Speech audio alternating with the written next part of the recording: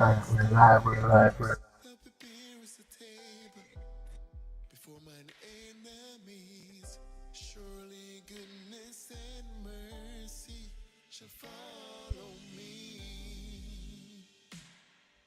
alright, people, alright, then go ahead, share the live. Let people know that we're live. I don't know why that does that, but yeah, it changed like 20 keys.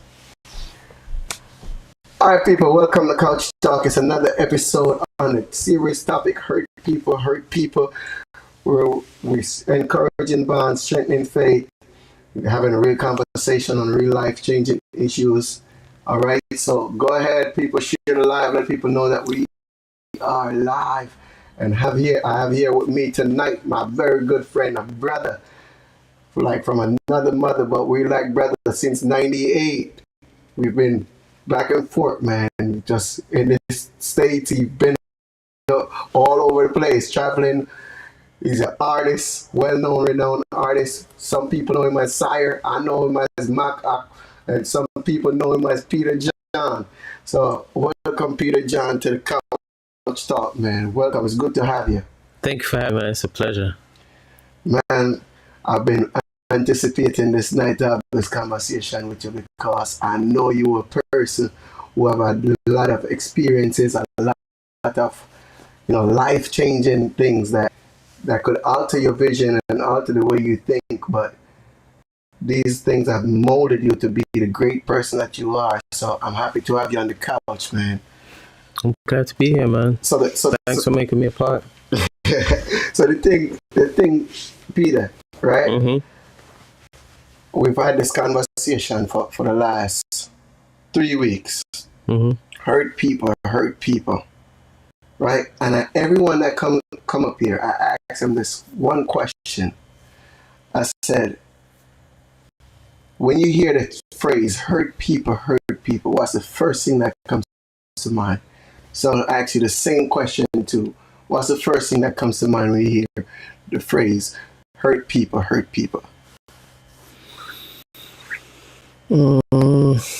Trauma. That first thing comes, and then it's a domino effect of other thoughts that start bouncing around in my head, but that's the first thing that comes to mind. Trauma. Mm-hmm. What about trauma?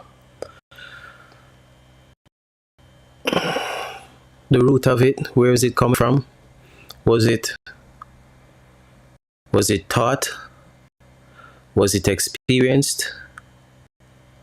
Like just the trauma, where does it come from? Is it normalized? Yeah. Yeah. So trauma. So a lot of people found trauma. Yeah. Right? Traumatic experience, and based off those experiences, they may hurt someone, maybe it's intentional or unintentional. Right. Right? So you think people hurt people, or is that a choice? All right. You say hurt people. I'm going to say trauma. So the trauma not necessarily come from being hurt. So it's not necessarily hurt people, because the trauma can be generational, where it was introduced, where you have habits that were normalized, and to it being normal in home, because maybe a parent was hurt, or maybe a grandparent was hurt, or a great-grand, and they normalize certain traits and pass it along to their child. So that child might not even know that there's someone hurting someone. So you might think hurt people's like, oh, this somebody that had a bad experience, and they're just taking it out, and a child with a magnifying glass and the sun and just hurting everybody. Not necessarily. Not necessarily. That trauma was probably passed down, and now it's so normal that it's like I've been in, let's say, relationships. Right. intimate relationships where they say it's normal to argue, and I'm like, no, it's not. No, it's not. I'm like, no, it's not. I don't live like that. I can't live like that. But that person wasn't necessarily hurt. That was probably trauma that was passed down because at home, wherever they were nurtured, it was normal to bicker.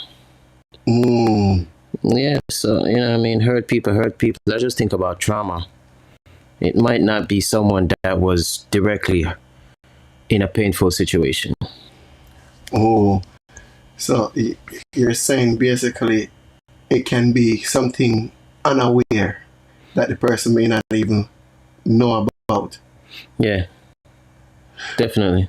But what if that person that is not aware of that situation, how do you shed light on that? How do you help that person? How do you, like, let that person know, like, you have some traumatic experience that you need to get over? How can you bring that to light if they're not aware of that? You can't. Their experiences will. That's why it's important to be socialized. It's like, I love dogs, right? Right. And dogs teach me a lot. It's very important to socialize your dog. Right. Bring them around different situations. The park, a busy town center, different things, different people, different animals, other dogs. And in having those experiences, that dog become more calm. Right. In their demeanor and their attitude. You go around some dogs and they're jumping around, they're frolic. The dog's not socialized properly. So it's the same thing with people. It's like, go have experiences. You know what I mean? Travel. Leave your state, leave your city, leave your country. Don't be in conversations that you might have with people. Talk to different ethnicities, different cultures. And then you start seeing things. So it's like you can't teach someone that's unwilling. So the best teacher is experience. Right. So it would be hard for me to say, oh, let me enlighten this person. Like, no, it don't work like that. That person has to be willing. So the best teacher would be their experience. And they're like, oh, wait, so you're saying that you guys don't bicker at home? No. Oh, I thought it was normal. So, it's a train of thought. It's more introspective. It's not about trying to enlighten someone that they have trauma. If they come to you now, they have a conversation, then that's a different story. But to say I'm going to enlighten someone, no. You can't. No, they have to be willing. So it usually starts with them. All right. So my thing is, right, if someone is being hurt and let's say they know it, and they know that they've been hurt, right? They carry that hurt, but they carrying around that hurt. They're hurting others and not hurting others. How can that person break that cycle? As you said, they got to be willing, right? Yeah. Right. So how can they break that cycle? They're aware, first of all. They're aware that they're completely aware. They're completely aware because it becomes a shell. It becomes a defense mechanism. Yeah, so they're aware. It's just the extremity of their effects on people is what they might not be aware of. But they're aware because it's like, let's say, I get into a situation and I'm like, oh, I'm never doing this again, and I'm blah, blah, blah, and I shut people out. I'm 100% aware that I shut people out. So I'm 100% aware of it. It's just that they don't know how bad it might affect you. Let's say now you get into a business relationship or a work relationship or an intimate relationship.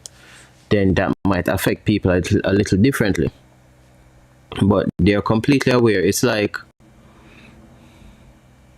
I was having a conversation with a lady once, and she says that her family knows how she is, so they got to be careful. Basically, they got to walk on eggshells around her. Hey. Right. Okay. And I'm like, I told her again, you can't just enlighten people. They have to come to you with conversation, and you can have conversation. And I was like, well, you're foolish for doing that, because at the end of the day, your traumas are yours. Right? My trauma is mine. It is mine to assess. It is mine to do with what I deem fit with it. Right? Whether right or wrong, that depends on the person and the situation that I'm in. But it is mine to deal with. I should not walk into your establishment, your home, whatever it is, business place, whatever it is, and bring all this trauma to throw on you and expect you to conform to it. Not right now. No, you can't do that. You can't do that. No, that's a whole another kettle of fish, then what I say. So you break the cycle. How you break the cycle? You say they're aware. Yeah. Obviously they're aware. So if they're aware, how can that person break that cycle if they're aware? Two things come to mind. Acceptance is the first thing. Anybody AA will tell you, or any rehab situation will tell you, say, yo, first thing you have to do is accept there's a problem. And then you move to suit. The best way is for, as a community, and as a community, may I talk about the human race, normalize saying sorry, bro. Because you will be surprised how far saying sorry to someone goes. Like, I've been in situations where years later I've gotten a sorry and it felt so good. It really did, and in that moment I forgave. But I couldn't forgive before that. It's not the sorry, it is the accountability. I couldn't forgive that accountability was acknowledged. Normalize saying sorry, guys. So you say forgiveness now becomes easier when a person acknowledges that they've done wrong. No, and breaking the cycle becomes easier when you receive accountability on the other person's part, when you are sorry. Because no, I don't want because you held yourself accountable and came to me and apologized. So you have just broken the cycle for me. Because I was the hurt person. You was the hurt one. And because you held yourself accountable, you said sorry and you apologized to me. No, I am no longer a hurt person that potentially will hurt somebody. Yes. Right. So normalizing sorry can break the cycle. You hear that, people? Listen, guys, go ahead, share the live. Let people know that we're live. Couch Talk. I'm here with my very good friend, Peter John. We're continuing the conversation on hurt people. Very thoughtful, thought-provoking. And I hope you guys are sharing the live. Let's go. We're talking Couch Talk. Right? So, on the thing about forgiveness now, because that's big, right? For me, some people say they forgive easily, and they just forget things, right? Some people hold on to things, right, and when they get an apology, they can move on. Some people, no matter how much you apologize, they say they're done with that person because it don't matter what. They already hurt me that way. I'm not giving them a second chance. So do you think when after somebody hurt you very bad, they could get a second chance? They deserve a second chance? It's not about a second chance and the person deserving it. It's about me. It's about me letting go of it and not being that hurt person anymore. You see what I'm saying? Right. And usually when people say, no, sir, I'll never forgive you, it's not because they don't want to, it's usually because they don't believe you. Because they feel like it's just words. It's not. There's no action behind it. There's no truth behind it. There's no emotion behind it. It's just to rectify the situation in the moment. So there's no sincerity. That's the real problem when you hear someone says that, in my opinion. It's like there's no sincerity. So it's the sincerity behind the apology that makes a difference. Yes, be true. Just be true. And a lot of people, that's hard for them. So, you know what I mean? The cycle won't get broken by that person. Like, that person is not going to help you get over it. So go get over it somewhere else. What are your views on, let's see, church?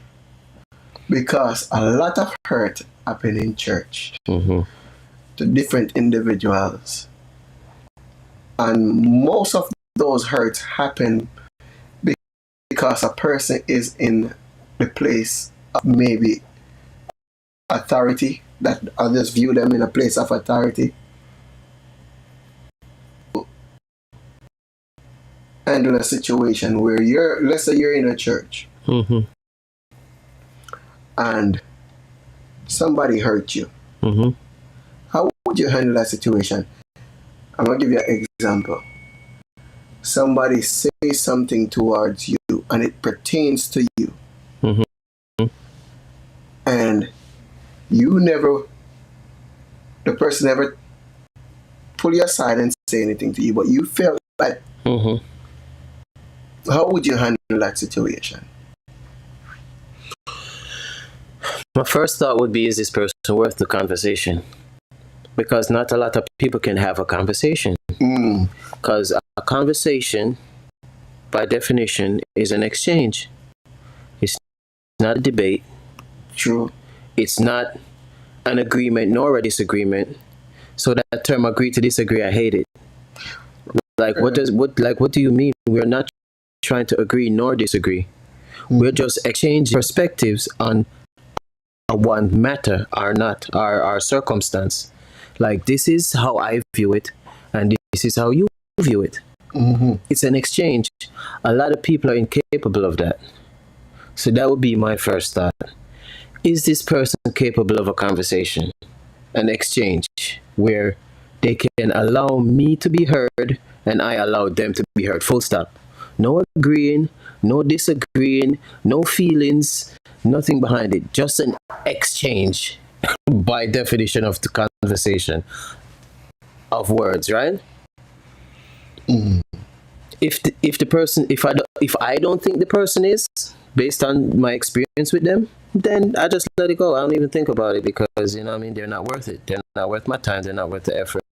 Thank you for not asking me or having me or influencing me to talk to you. Thank you. If I feel like I have a conversation, then as a man, right, and not just as a man, but as a respectful human being, I will come to you and ask you. Like, if it was you, I would ask you. I was like, yo, you have something you want to say to me or not? Right. And then we can have a conversation. What if the person is not worth it? Or what if you see the person as not worth it, but maybe they feel that they deserve that type of conversation?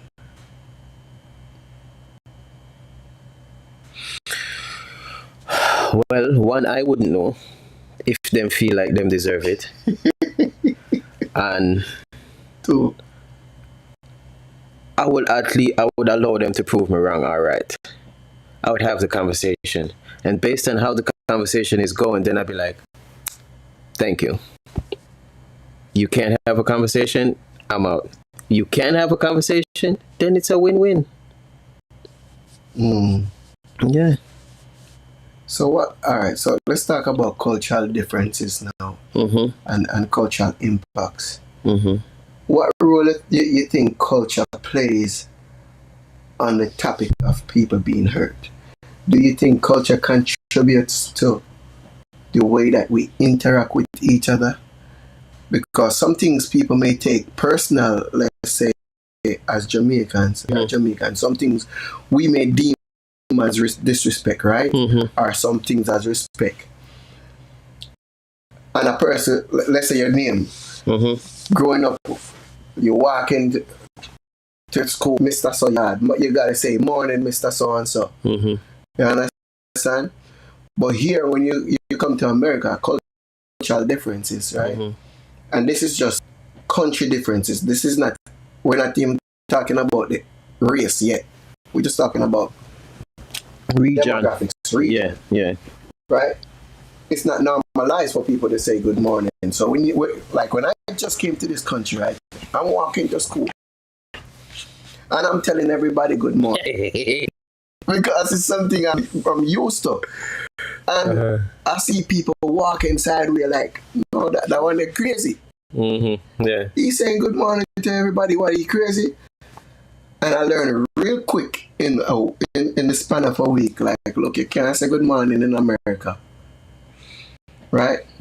So our culture, as I would say, some people would deem that as disrespect. You walk past them now. And if you don't tell them morning, it hurt them. And may have you off a certain way. They don't want to talk to you or deal with you because they're going to say you have no manners. Right? And by them doing so now, it's hurting maybe you as an individual. Me personally, I could care less. But let's say for somebody else, they're not dealing with that person because maybe that person may not tell them good morning and that person was unaware. How do you deal with that type of situation? I don't. What can you do? You see, the first thing you have to accept, you have to allow people to be themselves. And because what are you going to do? That's tiring, man. I'm tired even thinking about it. Like, imagine trying to convince everybody. Like, oh no, this is what I was doing. Oh no, this is no, don't be. Oh no. Like, no, you have to allow people to be themselves. Like, as I said, it's like you were a part of that experience, and as they have more experiences, then these experiences teach them or give them enlightenment, which is what we said at the top of the program, right? Right. Whereas, like, these experiences is what really do it. It's not me as an individual that do it. It's like you have to allow people to be themselves and have experiences. Because remember, maturity is a thing too. And difference from maturity, intelligence is a different thing too. Because intelligence dictates your approach. Right. As the man says, it's like, me personally, it's like, you can have a conversation with me. I don't need to have the experience. You know what I'm saying? The fool learn from getting burned, while the wise learn from seeing you burn. Right. Yeah, it's like, I don't need to have the experience. You can come tell me and I'll learn from watching, hearing, seeing. You know what I mean? I don't have to go through the experience. So the level of intelligence should be factored in the situation also, where is the person receptive or not? How does this person approach certain situations? Even the situation we talk about church a while ago, where it's like, my intelligence would say this is how I should approach it. I shouldn't see something and overlook it and allow it to potentially fester. If I see something that might be, there might not be, but intelligence tell me, say, address it so we can situation, if it is even a situation. So you can't really force people, brother. Force people, and you have to keep that in mind. You have to allow people to be themselves. Be themselves. Yeah. People, number one, allow people to be themselves. So we're talking about conformity then, right? Mm-hmm. We're not going to go to conformity yet. Let me ask you this question first. Mm-hmm.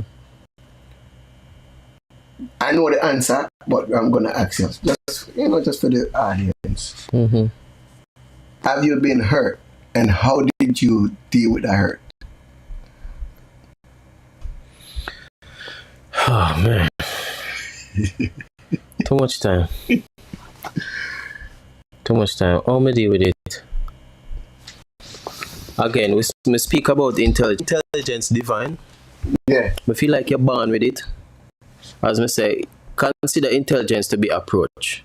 How you approach anything, how you approach your homework, or how you approach anything you do. That's how me mark as intelligence, right? It's how you approach these things. And in approaching these things, you gain knowledge and understanding of whatever the task, subject is. So, how did I deal with being hurt? My morals and values is my compass through life. So, however my morals say I must deal with it, I saw me deal with it. Like, in situations where a circle of friends and one friend might say to me, say, yo, so the other friend has said such and such about you and I slander your name. My morals say, don't have no conversation with the third party. Right. So when the third party comes to me and tell me something where slander about you, yeah, that somebody else has spread, I'm like, yo, listen, if somebody else has something said to me, they will say it, but you being third party can't tell me about it because it's useless to me. Meaning, this conversation we may have with the third party, it's completely useless to me. Like, how it gonna solve my problem with the other person? This not do nothing for me. No. It not do a thing for me. Nothing it not do for me.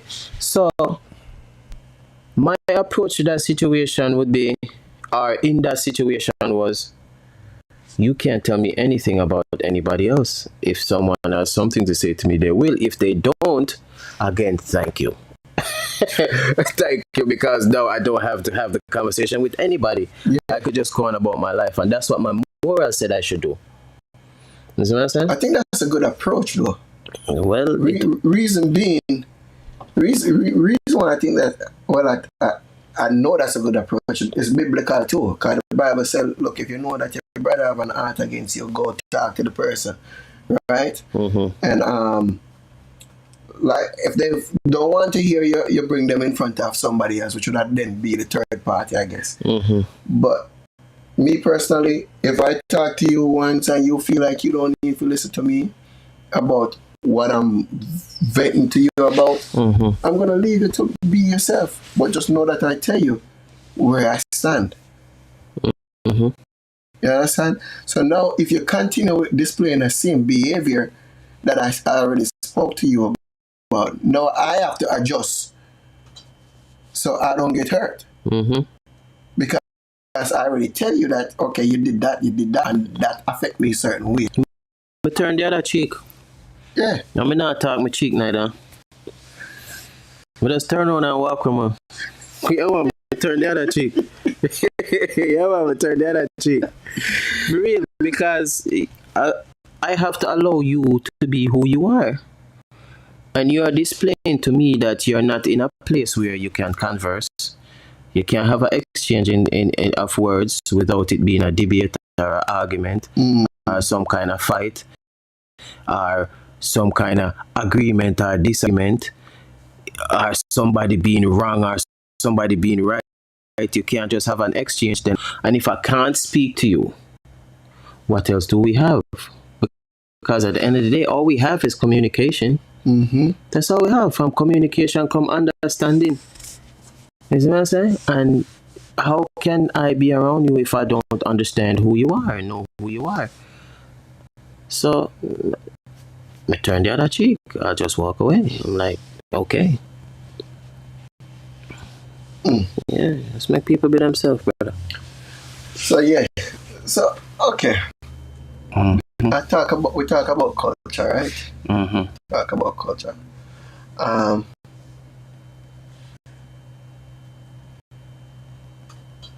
Let's talk about friends. Mm-hmm. One of the statements that I often hear you say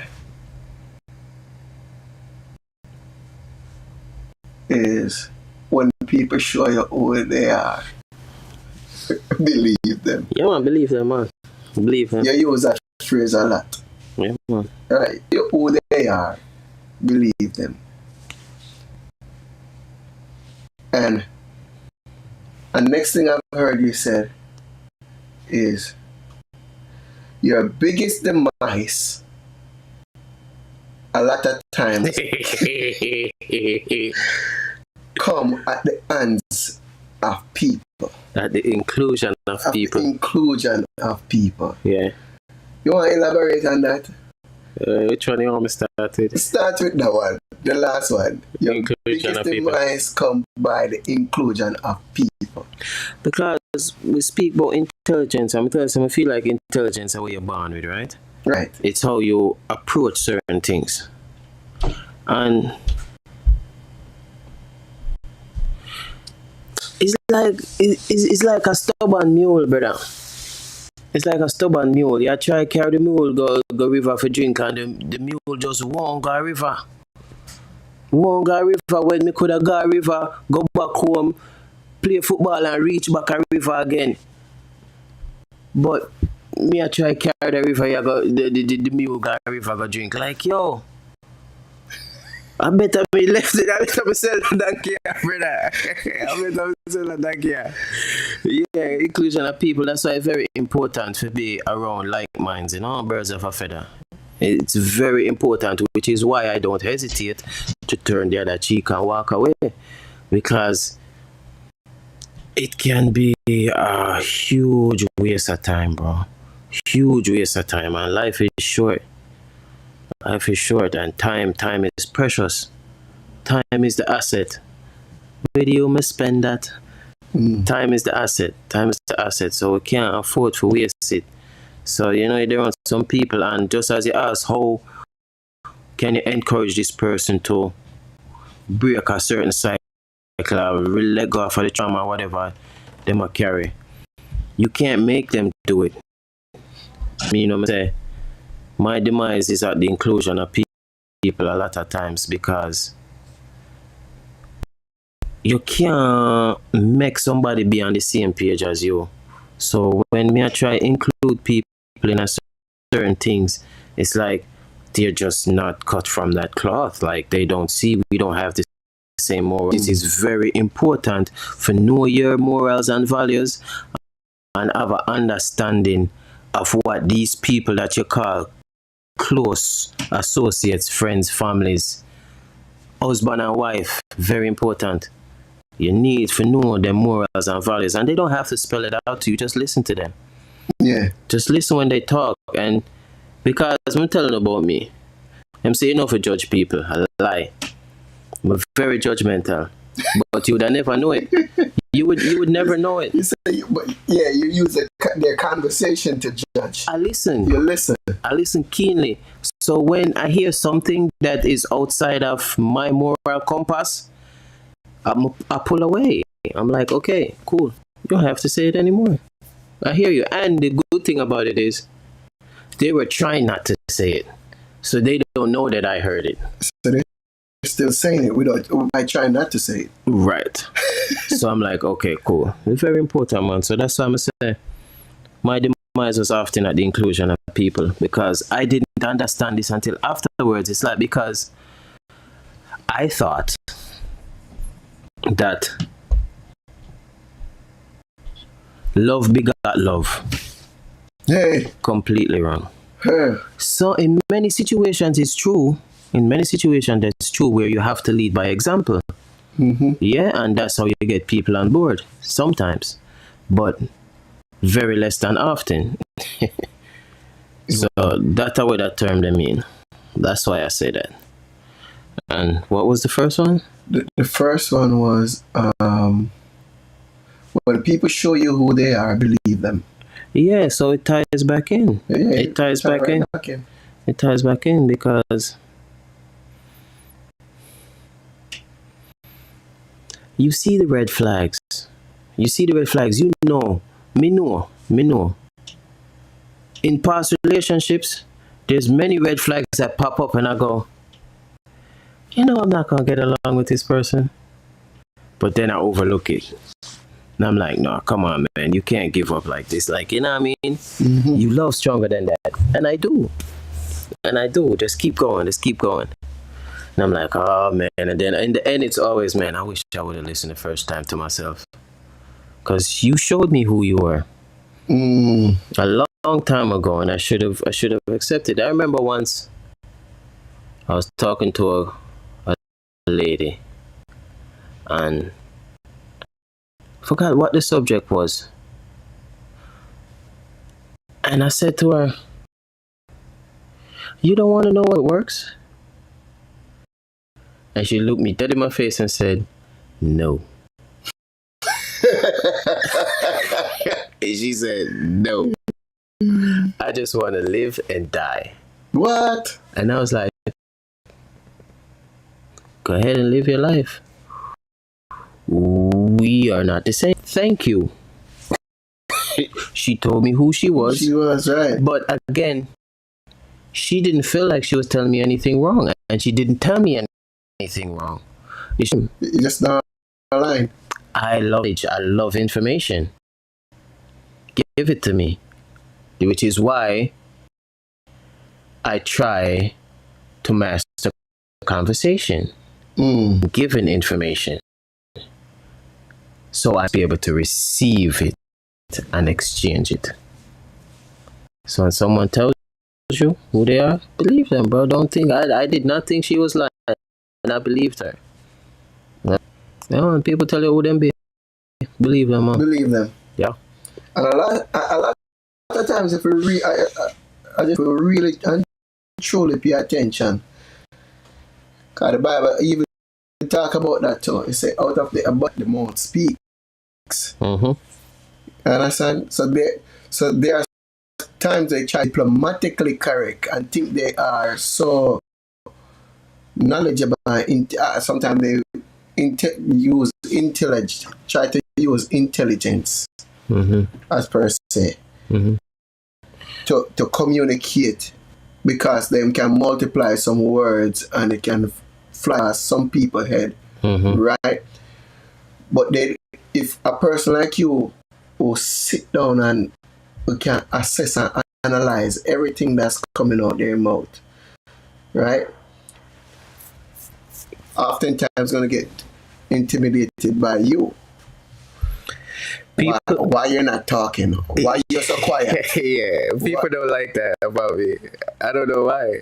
They don't like it that I'm quiet. I'm like, okay. But people that don't like that about me, it tells me who you are. It tells me who you are because I like to observe. I like to sit and listen. And also, I'm an introvert. A lot of people come around me, they'll never know that because, I like to just fly. I like be myself. No, you carry yourself. You just carry yourself well. That's that. So I don't look like it, but I like to just sit and listen. I like to observe. I told you I like information, so I listen. I listen a lot, more than I talk. Being here now, I can't remember the last time I spoke so much. But anyway. But when we talk forever. Yeah, exactly. So talk forever. Yeah. Because chances are, man, we're too much of alike. Some people that you are alike, it's easy to have conversation around those people. What my problem is, though, with myself, I feel like I share too much. I feel like I overshare. And I feel like when I do that, oftentimes it come back and haunt me. So what are you gonna do about it? That's the question that I've been trying to answer for years. And listen, I've tried. And one thing you said to me one time, you said, don't let people use your heart against you. Mm-hmm. Right? And I get it. I get it, I get it. Mm-hmm. But sometimes you feel like, man, it's so built in you Mm-hmm. that you feel like, okay, this person hurt me. But even though they hurt me, I'm still gonna leave myself like open. That's the problem. Because you see everyone as yourself. You see yourself in everybody. And you want to be there for that 1% of them that is good. But the other 99 is foolishness. Yeah, so you got to know who your people are. It's very important. I was just talking about that, especially husband and wife marriage. Like, that's a life commitment, supposedly. So you have to know who your people are. You can't, I keep saying that to my brother. I'm like, yo, the privilege that you afford your daughter is not the same privilege you afford a stranger. Think about that. Now, that drastic difference seems obvious, right? Right. But that's what you were just saying you were doing. You overshare and people use your art against you and blase because you're affording everybody the same opportunity. And it would be nice for it to be like that. I would love for it to be like that. How do you gauge that? My morals. So again, my moral compass. So based on my morals and how you speak, the things you say, the things you do, they stick out to me like simple things. Simple things. All right. One simple thing. This lady I knew, I was in Jamaica at the time. You know, we were familiar with each other. We weren't friends. I wouldn't consider an associate. She was just someone I was familiar with her face. Saw me, and she grabbed me by the hand, and she gestured to slap me in my side. It didn't hurt. There was no tension. There was no harm as far as pain is concerned that she inflicted. But it stuck out to me because compass wouldn't do that. Like, I see somebody I know, the first thing I want to do is hug them. Yeah. That's the first thing I want to do. And the first thing you wanted to do when you see me was slap me. It stuck out to me, and I told her, I was like, listen, why is it you feel like you need to give me a beating? And she laughed. But it was just so in my spirit that it stood out to me, and I was like, listen, whatever you're trying, it's not gonna work. That's what I said to her. And come to find out, that very same day, somebody told me that she was planning all sorts of foolishness. So it's simple stuff like that that stands out to me. So that's why when people don't like me being quiet, it tells me who they are. So you pay attention to your environment. Yeah, I pay attention to people. I listen. That's all I do. I listen. And them say, if you have eyes to see, you see.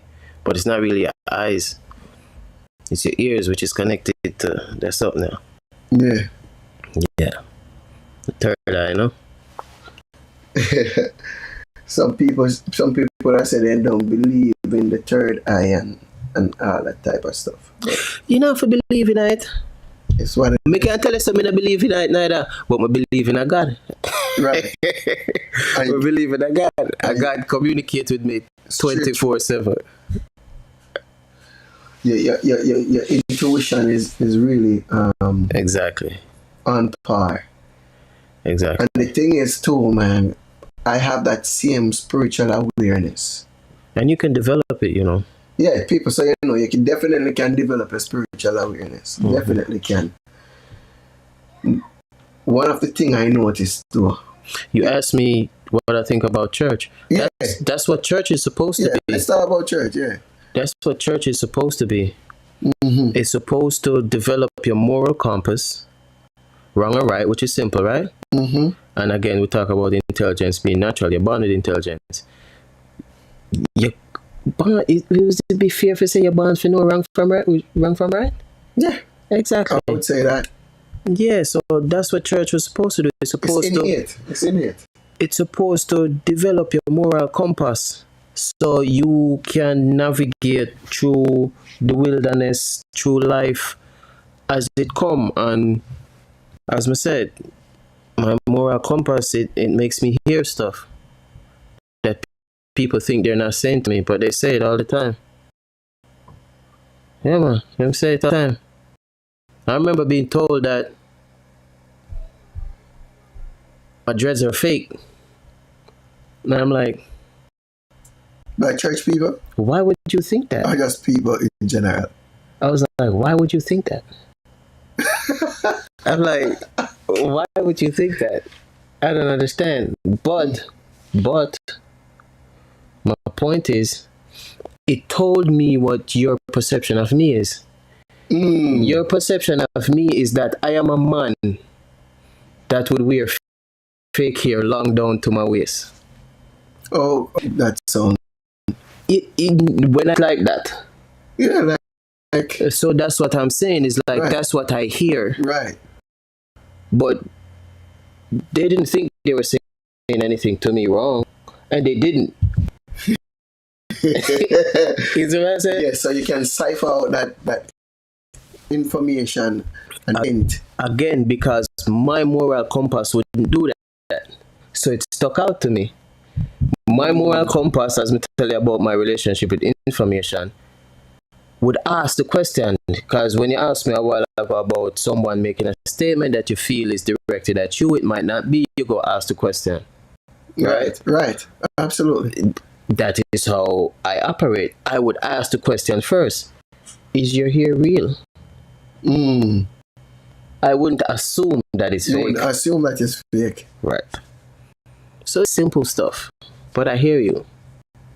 I hear you loud and clear. And these people don't know that I heard them. I didn't say anything about it. Oh, you react in a situation like that, though? I turned the other cheek. That's me. I turned the other cheek because it's not worth it. You see, that's the thing. I love conversation. I like to have a conversation. So if the person cannot have a conversation, thank you. I don't waste my time. So I just basically ignore it. It's like, okay, whatever. Like, you know what I mean? How are you going to argue with a fool? Then I become the bigger idiot, right? You absolutely do. Yeah, so I just overlook it. I don't ignore it because I hear it and I know that that's what you think about me, and I just turn the other cheek and I walk away. So I had this weird experience, right? Monday I went to court. Went to court. I have to share this one. I just have to. I went to court and I kind of went late. But so normally this judge, she does what they call roll call. So she call everybody name who was there, who show up for court and whatever. And there when she did the roll call or whatever, right? Because they had a long line downstairs. So I got up there late. Got up there like 9:15. Mind you now, this judge, she saw every single person that was there in the morning till the afternoon until like 12:15. She left me alone in the courtroom. The lawyer says, "Judge, he's been here all morning. Can we just do him and let him go?" She said, "I haven't got a break all day. I'm taking my break." So she went on break. She said, "Meet us back 1:45." I'm like, okay. So 145 came back around, all right? What you think I'm expecting? That 145 is going to be me to go up first because I was the only one left before she closed out. We came back 145. She saw every other persons that came to court for that time and leave me for last. Yep.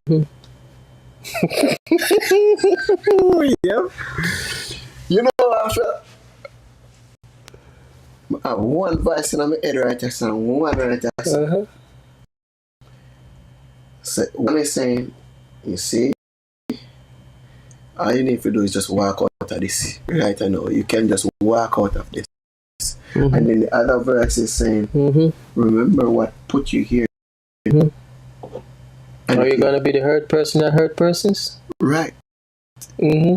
Are you gonna walk out and cuss off the judge? So I sat there, shake my head, and you know what I did? I sat there with a pleasant face while I'm hearing things in my head right. That's how, yo, you can about themselves. Justifiably so. Yes, because it would be justified because what? She dealt with me unfair. Nope. That's how I was feeling. Nope. But I'm thinking, like, for her, this is her courtroom. This is my place. I say, you come this time, make sure you're here on time. She feels disrespected. Yeah, she feels disrespected. And her, so my thing is, was she hurt by me being late? I don't know. Yep. Yes, she was. And she took it back out. Yep. And me, gracefully, when I went up there and I started talking to her, I said, before I leave, I said, Your Honor, you have a blessed day. Have a good and blessed day. She said, you too. So now, that was my choice now. If I'm going to do something now to hurt her feelings based off the experience of the hurt that she's hurting me, based on, because it's my interpretation that she's intentionally trying to hurt me now. Which maybe she's not intentionally trying to hurt me, she's just intentionally trying to teach me a lesson. But my thing is, it was left for my interpretation and how I'm going to handle it. And the way I chose to handle it was like, I'm going to respect this woman. And I leave that courtroom loving that woman. And I'm going to say, God, why do I have this type of love for this woman? So like, I genuinely feel like I love the woman. Like, because even though she did that, when it came to the case itself, there was no partiality. She was firm just with the case. She was with the prosecutors, telling them only if we're going to act together. Because this thing has been going on too long now. And she did the right thing. She did the right thing. All of it is your fault, you know. It is. It's your fault. It is. Because you're late to the woman thing. I did. I was. So she have to take care of everybody what they did it before you. Which she did. She did, but at your point. So now at 145. We're supposed to go. No. Because she has an appointment for 145. Oh. So you see, all of the people that were for them appointment was 145. Right. She have to take care of them. Your appointment was 145. My appointment was 9 o'clock. Exactly. Hey, listen, man. So she couldn't go take care of you and make the 145 man appointment go to 150. True. No, that makes sense. Yeah, but why I'm proud of you is, but I always say to your brother, leave your heart out of the circumstance, because your heart is your flesh. Right. And your flesh can be misled. Use your morals. You know how much time I said? From me sit down on the couch, use your morals and make the decision. And when you use your morals and make the decision, you walk in your spirit and not your flesh. And that's what happened. A quote. And that's why we're proud of you. I was You never definitely walk walking in in the spirit yesterday. Exactly. I was walking in the spirit because, listen, man, let me tell you, at a point, this voice over here, so to the elite, and tell this judge, and just walk out. And I sat right there, patiently. And when she called me up and started talking to me, I'm like, yes, ma'am. Yes, Your Honor. I could have simply said yes. Yes. Attitude. I can give her that. But where is that going to leave me? Mm-hmm. And no one can do that for you. Mm-mm. You ask me, how do you encourage someone to break the cycle? No one person can do that for you. Can't do that. Are your experiences and seeing the outcome of these certain experiences that do it for you. Right. Because you had that whole experience by yourself. You came to the whole conclusion by yourself, and you found that it was the right thing to do till you had to talk to God about it and express it so much. Yes. Like, really, I left, I thought I was going to be upset when I leave. I left the court feeling fulfilled. I said, God, you're teaching, you taught me something. You taught me patience. You was your spiritual self. You weren't your flesh. It's not complicated. Man. It's just that people don't want to do it. They like to give in to the flesh. So would you say And again, that is what church was supposed to do. It was supposed to give you a moral compass, which is what guides the spirit and not the flesh. So you can walk in the spirit and not the flesh. But people are people. Humans are human beings, and you have to allow them to be themselves. So these imperfections exist in every facet of life, including the church. So me just leave them alone. And that is why I'm in a frequent church. It isn't because of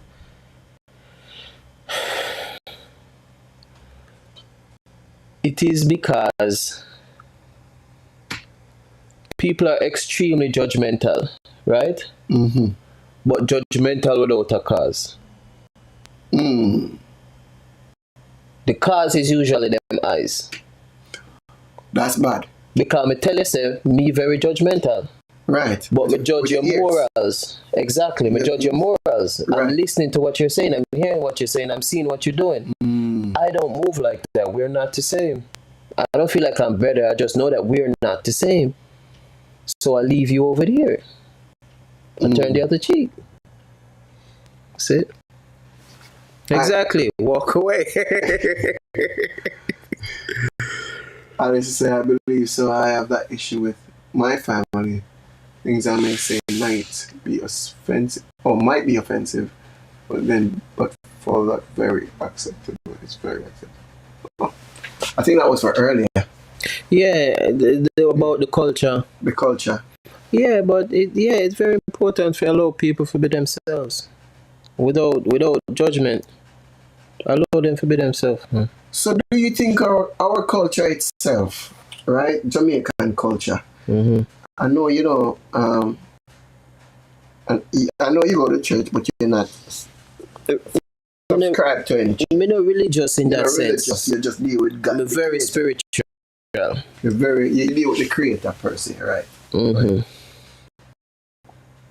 And me, on the other hand, I go to church, deal with the spiritual, I deal with this. Because think about it, stick up in, right? Yeah, stick up in. That. Yeah.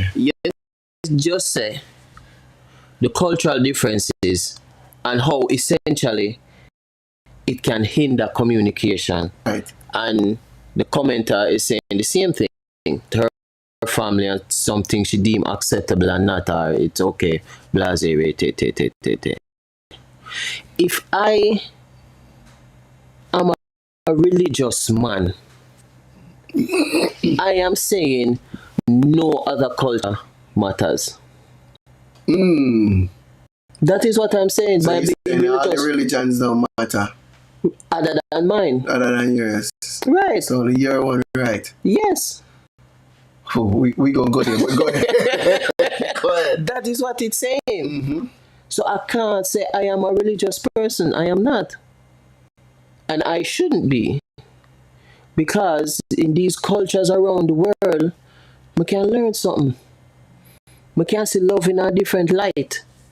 Right. Love not only in a that light, it's in our light. It's in a different religion too. So I can't go say me religious, because if I go religious now, if me say me religious, then the question becomes, what religion are you? Singular. Right. That's where we're going. That's where we're gonna go. The question is never, what religions are you? Right. You see what I'm saying? Which particular religion? Which one you are? That means separation. Exactly. Okay. If the question was plural, then now, okay, yeah, okay, you know what I mean, I'm Buddhist and me Indian, me, you know what I mean, me Christian and me. Is that what I'm saying? Right. Like, that makes more sense to me. Because, alright, watch it, I'm going to show you something. And very few people have heard me say this. And I will share it with you. One of the worst things I think personally could have happened to human race is monotheism. Why? Because you see, in polytheism, people have a respect for everything, even the animals. They view the animals as sacred. They view the tree as sacred. They view the rivers as sacred. I got you. They view everything, life in its full spectrum, As it encompasses as God. as God. God creation. As opposed to one religion. You see what I'm saying? So now, in that monotheistic train of thought, I am accepting of all cultures. So now there is no communication barrier. There is no my way is right and your way is wrong. There is no malice in our differences. Is it? Yes, yeah. It's an appreciation, full stop, for the fullness thereof. Everything under the sun. So you see the good in everyone through the lens of, you would say through the lens of God then, as opposed to the lens of a religion. I know it's a divine entity. There's no question about that. It's a divine entity. So what would you say now? Because I'm glad you're gone on this one now. Because even though we're upon the hurt people, People, right? Oh, man. You need a next podcast. We're going to need another podcast for this one. Because that one is serious. This one's serious because... No, but it still go back to it. That's why I say at the top of the program where it's like the first thing that come to mind is trauma. Right. And was it a question of an experience that was had, or was it a trauma that was taught? So a lot of these things are trauma too, because you grew up as Christian, so you can't be nothing else but Christian. So now you carry the trauma. You see what I'm saying? Right. The divide will come with it. You carry it and you perpetuate it. You never experience it. It was given to you. And you perpetuate it. It's because a man have lacks. So earth people are earth people. So you feel like people have been hurting you based on... Me just talk about life in general. In general. So, yeah. So talk this, because some people might see your locks. The first thing them see, a lot of them going to see is your locks. Let's say you go around certain set of people. The first thing they going to see is your locks. What would you say about them people? What would I say to them? Yeah, the first thing they might see, they want to say is your locks. So like when me see you, I say, Mark, you look like Jesus. You see the difference? But some people that say, man, why your ear so long? People are weird. I remember the day at Jamaica, I was at the airport. I was outside of the airport waiting for a family member's arrival. And there was this family there, mother and daughter. And there was next day. And just like you gave the example about good morning, I was being myself. And I said, hi, hello, good day. That's all I said. I didn't say anything else.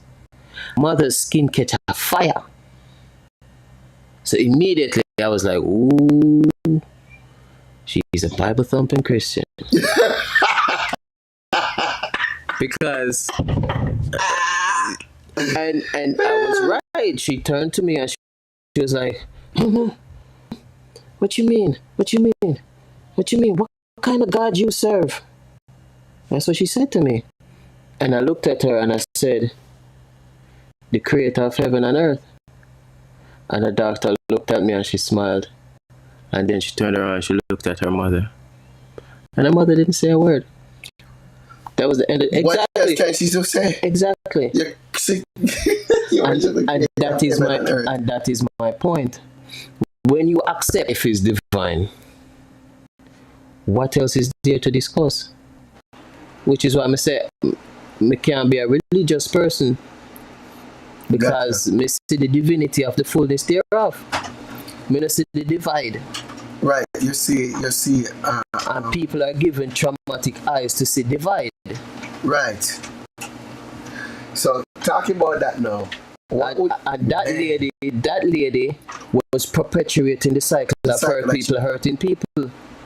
She might not have been given or had an experience that caused trauma, but the trauma in her denomination that was given to her, ridicule you, says that alert, that is the enemy. That is the enemy, and I should attack. Oh gosh. So she might not have an experience given trauma, and she perpetuated, and she didn't even know that was given trauma. Exactly. And it's funny that you said that, because growing up, the way I see people deal with people with dreads, people with ras, growing up, it just never feel right to me personally, and they try to impose that on me growing up. But I've always been that person to see people of my denomination or not of my denomination, or whether them ballad or them of them dreads or whatever. I've often look at people for who they are, because I can tell you, say, the friendship that me and you have is better than one part of what we call friends in church. And to make it abundantly clear, I do not consider myself a Rasta. You are who you are. I don't even remotely close. I don't. Here are something I always have. I'm always love. From come a foreign, I come discover S-curl. Curl of your ear. You know what I mean? Braids. All of them something there. Me just have an affinity for me here, always have. So I just kept it. Just to make that point clear. But yeah, a lot of trauma. I'm not try to undermine anybody's traumatic experience, but you have to do some self-introspection and realize whether or not you were given these traumas that you're carrying, or did you really have these experiences or not. Yeah, man. So within even the confines of the church, right? Because you know what I do. I do these things where I try to unite the body of Christ per se. Right? And even within that, there's so much different views and perspective within, let's say, Christianity itself. Yeah, that's the name of each denomination. The denominations. You have Protestant, What kind of Christian are you? Now you tell somebody, oh, you're Jehovah's Witness. Okay, somebody would say, okay, they're Lutherans. And we look at these people, okay, well, they're not apostolics, or they're not. So there comes this divide within the same religion, and we have a problem, the hardest problem of coming together as a people. Yeah, that is hurting people. But it's not trauma. As we said, what them experience is trauma they were given. A trauma they were given a denomination. Where do you think this stems from? Is it slavery? What specifically stem from? The given trauma.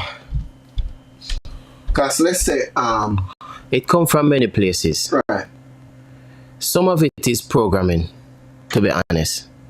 Some of it is, I need these people to do this thing, so give them that.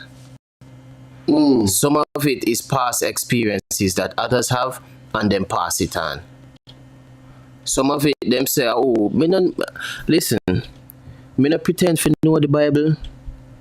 Me not pretend to know scripture. But, King James, them say, wife couldn't have baby, so him change the whole religion so that him can go impregnate another one. I think that's how the word King James Version come up. Yeah, so it's like I'm saying. I don't know much about him. I just know that he wrote a book called Demonology too. So that's what I'm saying. So him did have a traumatic experience and him pass it on. Some stuff, yeah, okay. So him pass it on. So that means I said these things them come from a lot of places. Them come from a lot of places. So you, as me say, it come down to introspection. You have to look at yourself and relearn a lot of things. You need to. Introspection. So I say you can't do it for somebody else. Of course, you can be a good example, but you can't do it for them.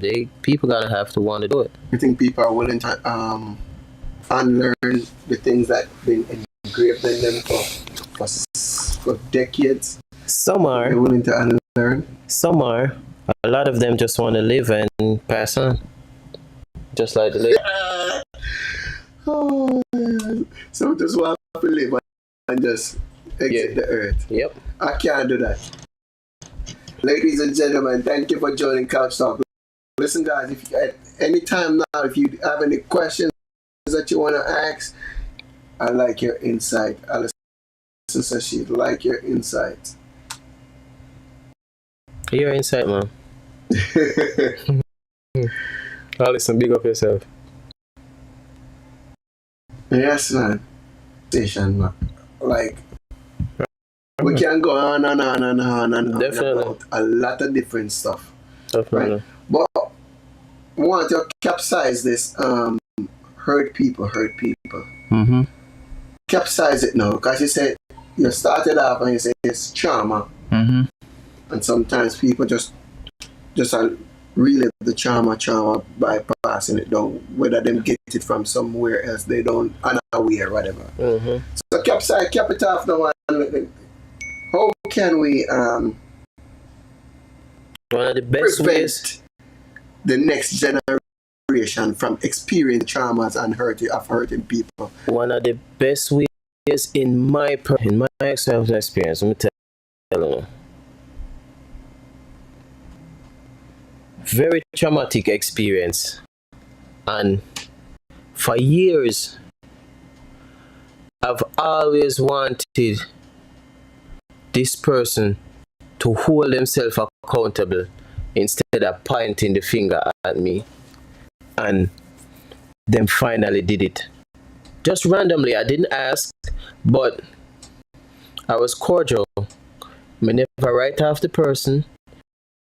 We never done with them, we never cursed them. Say my moral capacity is what dictate how I act towards people. Hurt me terribly. We never write them off, never curse them name, never do nothing, never block them. The person even tell me say they might block me, and I'm like, do as you please. Me not gonna block you. Anytime you want to reach out, you can reach out. Years later, the person eventually come to me and say, Peter, I'm sorry for all of the things they want me to do to you.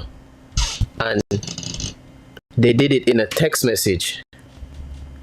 And my response was, take a deep breath. That's what I responded. And the person said, no, I'm okay, I'm fine. And I said, no, I wasn't talking to you, I was talking to myself. Because it was such a relief to hear the person hold themselves accountable and say sorry. It was a huge weight off of my chest.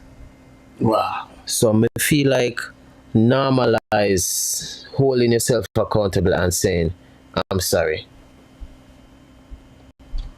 And that's one of the biggest things that hold people back, because their ego, that pride of saying, I'm sorry, I apologize, I did something wrong. They don't want to do that. I'm sorry, it's not something bad, it's growth. Right. It's acknowledging, it's like being in school and getting something wrong. What are you going to do? Argue and say it's right? Right. That's literally a metaphor for what we do, let's say, in relationships. You get something wrong, you know you're wrong, but you have to argue and say it right? Like, how does that make sense? That makes no sense. So that's what I'm going to say. It's not something, saying sorry, it's not something bad, it's growth.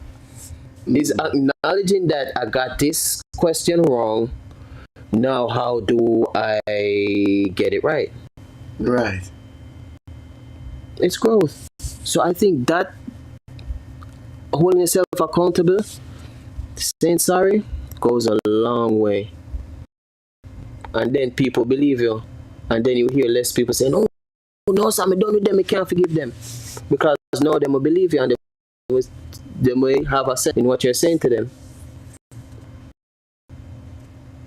So I feel like normalize saying sorry, normalize apologizing, normalize holding yourself accountable. And you will have less hurt people or hurt people. True. Yeah, man. Alright, Jackie Love, with guys on TikTok, just following and listening. I hope you got a conversation on hurt people.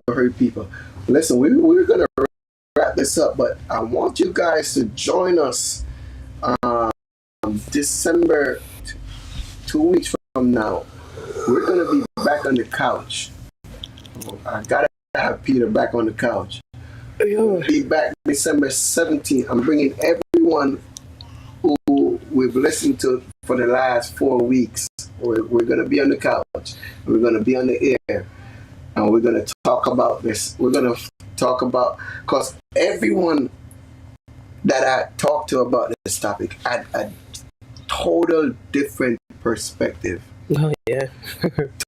total different perspective. I talked to one of my son friend, and he had a total different experience. What he said to me is like, what if you're hurting because somebody hurt the person that you care about?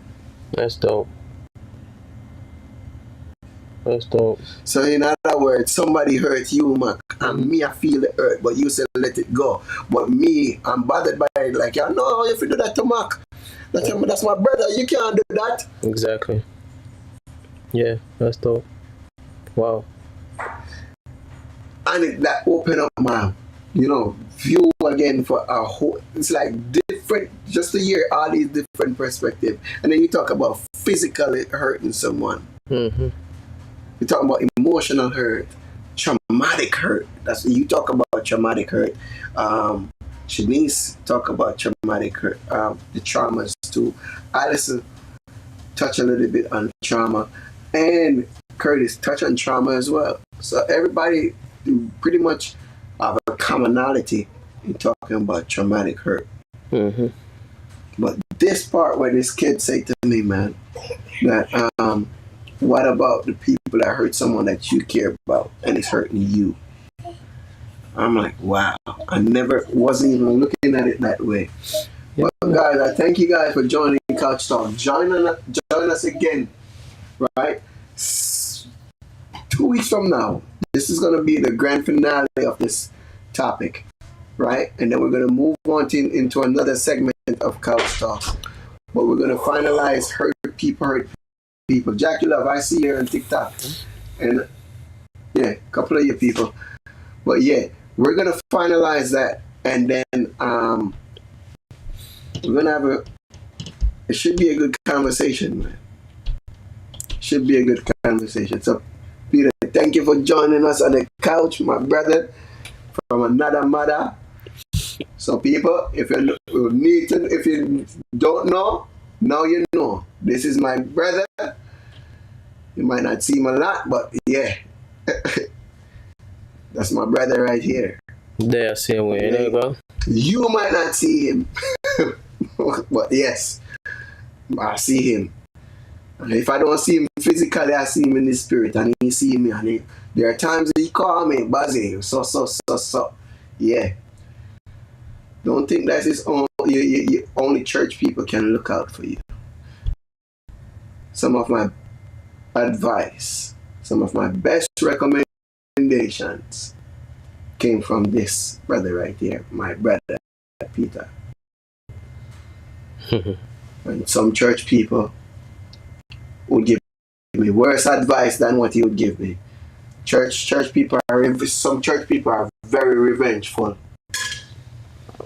Allow people to be themselves and not allow their trauma to affect you. Exactly. So thank you guys for joining. One more thing. Remember this Saturday too. At 6:30 p.m. we're having another event, the perpetual annual praise and worship night.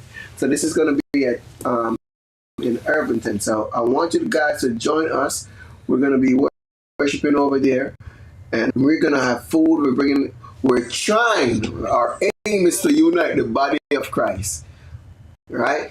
Which is a very difficult task, but I hope one day we can do it. I don't know how we're going to do it, but with God, they said all things are possible. All right, so let's join us next week. No, not next week. This Saturday. Man, this time went by pretty quick. So this Saturday, join us, guys. We're going to have a good time. We're going to fellowship together. We're going to eat together. And everything is free of cost. There's no hidden agenda, nothing behind it. It's just people coming together, fellowshipping together, and just enjoying each other and respecting each other. And just worship God together. That's it. Simple. Music.